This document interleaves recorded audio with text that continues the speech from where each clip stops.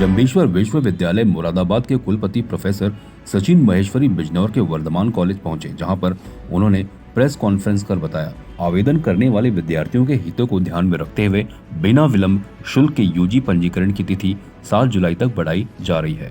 मैं यह स्पष्ट कर देना चाहता हूं कि यह तिथि 7 जुलाई के बाद एक दिन के लिए भी नहीं बढ़ाई जाएगी।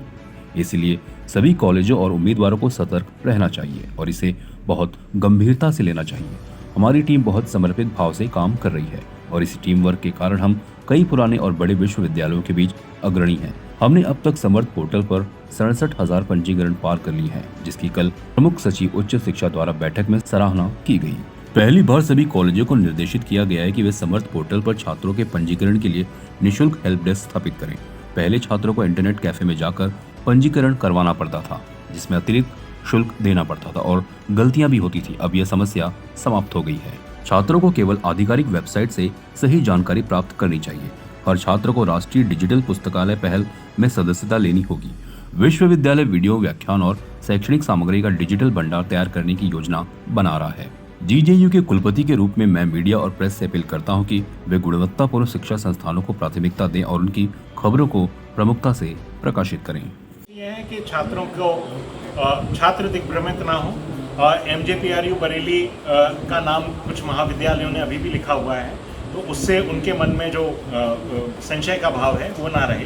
तो आपसे यह अपेक्षा है आप सभी प्रेस के परिजनों से कि आप इस बात को प्रचारित और प्रसारित करें कि इस संभाग के 5 जिले अमरोहा, बिजनौर, मुरादाबाद, रामपुर और संभल, यहाँ के जितने भी महाविद्यालय हैं वो गुरु जम्बेश्वर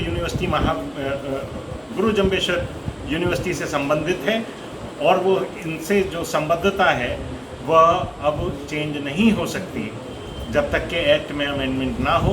अतः अगर आपको प्रत्याशा है कि इन विद्यालयों में, महाविद्यालयों में प्रवेश लेना है, तो चाहे भले ही उनके वेबसाइट पे MJPRU बरेली हो, लेकिन एडमिशन आपको गुरु जम्बेश्वर यूनिवर्सिटी मुरादाबाद से लेना पड़ेगा और उसके लिए आपको रजिस्ट्रेशन कराना अवश्यम भावी है।